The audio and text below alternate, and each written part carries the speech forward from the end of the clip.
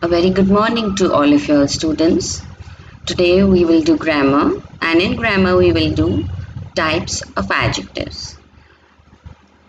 Now, as you know, I've already told you all an adjective is something, a word that describes a noun or a pronoun or also another adjective.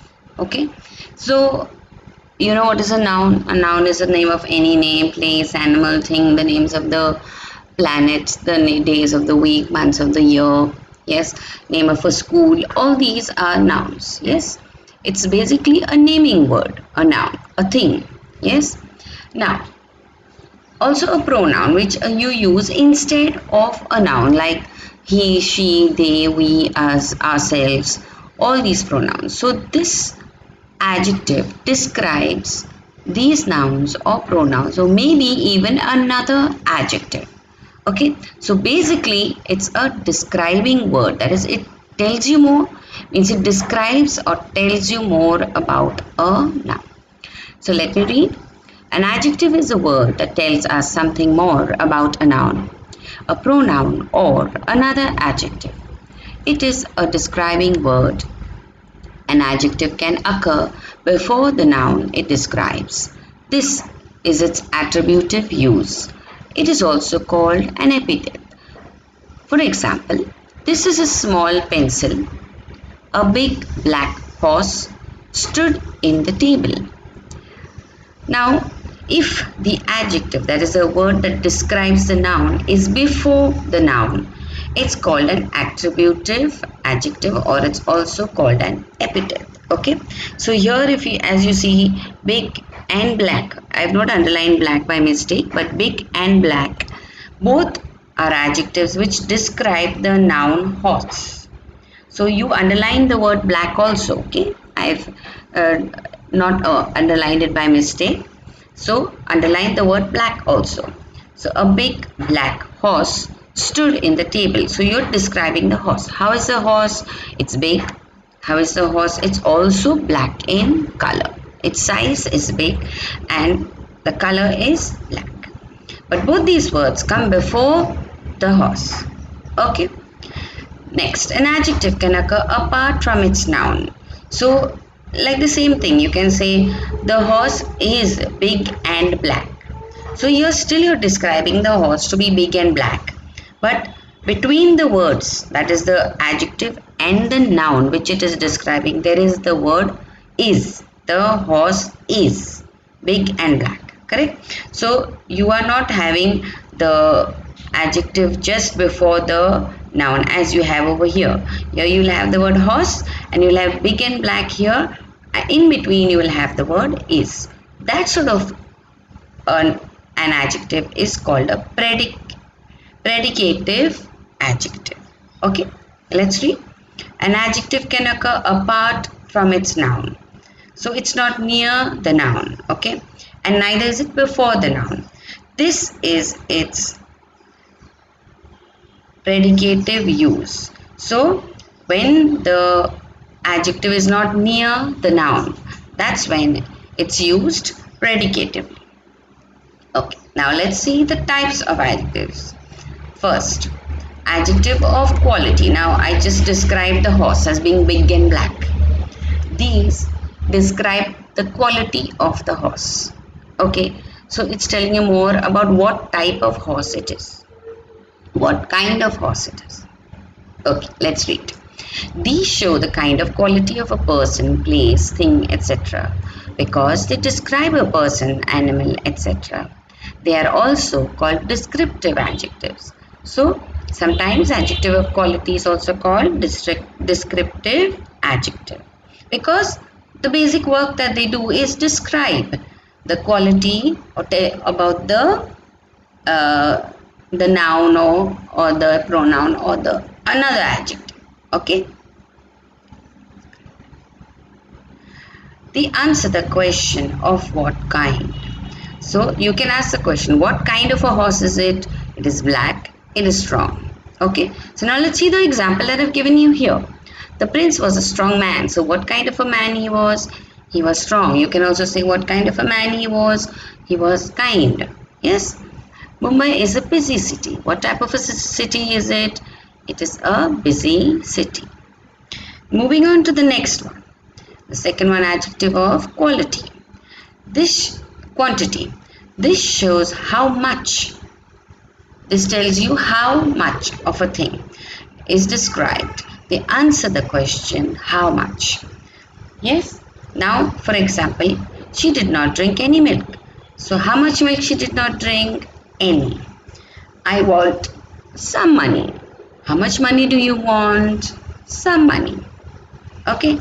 She has very little money with her. So, how much money does she have with her? Very little. Okay. So, these adjective of quantity don't tell you number. They will tell you how much. Number, remember, tells you how many. Remember, there's a difference between adjective of quantity and adjective of number. Number tells you the exact number, but it will answer the question how many. Whereas adjective of quantity tells you how much. So we move on to the adjective of number or numeral adjective. Those adjectives which tell how many or how many persons or things are meant. Okay. Or in what order a person or things stand. So it will tell you either how many, whatever, or how many persons or how many things or whatever. And or it also tells you the order in which they are standing, like for example first, second, third. Okay, as like the example, 4 boys ran down the street. So here it tells you the exact number 4. Yes, how many boys? 4. Shakespeare wrote many plays. How many plays? Many plays. See, remember it answers the question how many. March is the third month of the year, so it tells you the position, first, second, third. Okay, so adjective of number are of 3 kinds. Then you're talking each member of the family. Next, every. Every means every single one of a group. So you're making the whole group as one. Okay, every class. For example, every class. So the whole class is considered to be as one. Clear? Understood the difference between each and every? Each means from a group, each child, each boy, each girl, each member of a family. Yes? Whereas when you're talking of every, you're talking of every family, every country. So you're talking of the whole country as one group. You're talking of the whole family as one group. The whole class as one group. Clear? Okay. Now either one between a choice of 2. So here you have only 2 people and you will choose either of them. So one of the 2 you will choose to get a prize. One of the 2 you is telling a lie and will be punished. Clear? So when you say either, you're talking only of 2 people. You're not talking of one. You're talking of one person among 2 people. Okay? Then neither means here there are 2 people or even 3 people. Could be more. Yes, but you're neither of them. So you say neither of them, neither of these 5 children were there for the function. So not even a single of these group of 5 children were there for the function. Clear? So here also you're talking of more than one, but you're saying not even one of them. Okay, well as in either you're saying any one of them. Clear? Okay. Now you have to go to the next one, that is any. So any, one or some things out of any number of choices. So here, like for example, you have in front of you a plate full of fruits. You have apples, bananas, mangoes, chiku, custard apples, everything. So I tell you choose any one. So I'm not telling you choose. If there are only 2, I would say choose either one, either an apple or a mango. Yes, well as if I say anyone, you have a choice among whatever is there, the whole group, the whole plate of fruits. You have a choice to choose any one. Clear? This is also used when the choice is irrelevant. So means it's not very important which one you choose. Whether you choose a mango, whether you choose a banana, which is the cheapest, or you choose something else which is very, very costly, it doesn't make a difference. You are just choosing any one from the plate of fruits. These adjectives are always followed by the noun or pronoun they modifying. Like for example, neither boy. So as soon as you have each, every, either, neither, or any, as soon as you have this word, it will be followed by a noun or a pronoun. 99% of the time you will have the noun or the pronoun after these words. Okay. Okay, next I'll read the examples. Neither boy came for help. Neither, as soon as you have neither, you have the word boy. Every rise has a fall. After every, you have the word, the noun rise. So it doesn't matter. I'll take any of them. So after any, you are talking of them. Any of what? Of them. Clear? I have not underlined any by mistake, so please underline any over there, and the underline has gone for example, so just underline any over there. Okay, the next one, demonstrative adjective. Those adjectives which point out the thing or person that is spoken about is called demonstrative adjective. They answer the question which. So whom you are talking about. Okay, these adjectives include the words this. It's used to refer to a singular noun close to you. So when you're talking of one single thing which is near you, it is called this. When you're talking of more than one thing, when you're talking of one single thing which is far from you, you will say that. Okay, and when you're saying these, it's more than one, but it is close to you. And when you say those, more than one, but it is far. So this close to you, these close to you, that far, those far. This singular, that singular. These and those plural. Clear? Okay. Yeah, those used to refer to a plural noun far from you. Okay. Demonstrative adjectives always come before the word they are modifying. So here also you will always have the demonstrative adjective before the noun. I like this apple. So you see before the word apple, you have the word this. These apples are fresh. So that means when you're saying I like this apple, means the apple is near you. And there's a single apple. These apples are fresh means the apples are again near you. But there are more than one. He lives yonder mountain. So here when you're saying yonder, means he's staying far away. Yonder means far or beyond the mountain. Okay. Such a noise is disturbing. So you're talking that this sort of a noise is disturbing. Yes, this sort of a noise is disturbing. Instead of the word this, they have used the word such. Fifth one, interrogative adjective. Those adjectives which are used to ask questions are called interrogative adjectives. These adjectives are always followed by a noun or a pronoun. The interrogative adjectives are which, what, whose. Now which is used to ask to make a choice between options. So you have which fruit do you want? I just told you the plate of fruits. So which fruit do you want? Choose any one. So you have to make a choice.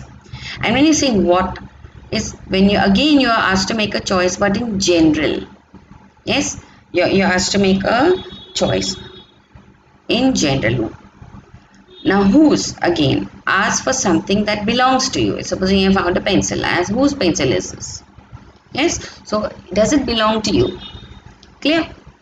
Now, other question words like who or how aren't adjectives since they don't modify nouns. For example, you can say whose coat is this, but you can't say who coat. Can you say? So who or how are not adjectives. Who or how are not demonstrative adjectives. Clear? Which, what and whose are demonstrative adjectives. Which, what and whose are only considered adjectives if they are immediately followed by a noun. Now you will say which, what and whose comes all the time. So all the time they are adjectives? No, they are, otherwise they are interrogative marks. Correct? Why? When are they? Sorry, interrogative adjectives, not demonstrative, by mistake I said. They are interrogative adjectives. Here they are interrogative or question marks. Well, as when are they interrogative adjectives? When as soon as these words which, what and whose, there is a noun, that's when they are interrogative adjectives. Okay, like for example, if I say what comes after A, so there it is a question. It is a question. It is not an adjective. It is a question word. Yes. Well, as because after the word what, you have the word comes, which is a verb. Okay. Well, as if you say what dress is this? It looks so horrible. Okay, what dress is this? It looks so horrible. So as soon as you have the word what, you have the word dress. That's when it is an interrogative adjective, because it's just telling you more about the dress. That this dress is not nice. It's just giving you an idea that the dress is not nice. It's not giving you very clearly exactly what's wrong with the dress. Maybe it's too short. Maybe it has a very dirty color. Maybe the material is not good. It looks too cheap. Okay. Okay, let me read. The word which is an adjective in this sentence. Okay, here the example is there. Which color is your favorite? Because after which you had the word color. But not which, not in this one. Which is your favorite color? So you see, after which you don't have the noun. So it's not an interrogative adjective. Next examples. Which song will you play? So exactly after the word which you have song. What pet do you want to get? Again after what you have pet. Whose child is this? Again you have a noun. Next you go to emphasizing adjectives. Those adjectives which are used with nouns to lay emphasis, means stress. Okay, stress is called emphasizing adjectives. The words very and own are very often used. So which are the emphasizing adjectives? Very and own. See the example. This is the very book I wanted. So exactly this. I want exactly this book. No other book. Okay. My own brother betrayed me. So you're talking of your very own brother who betrayed you. Okay.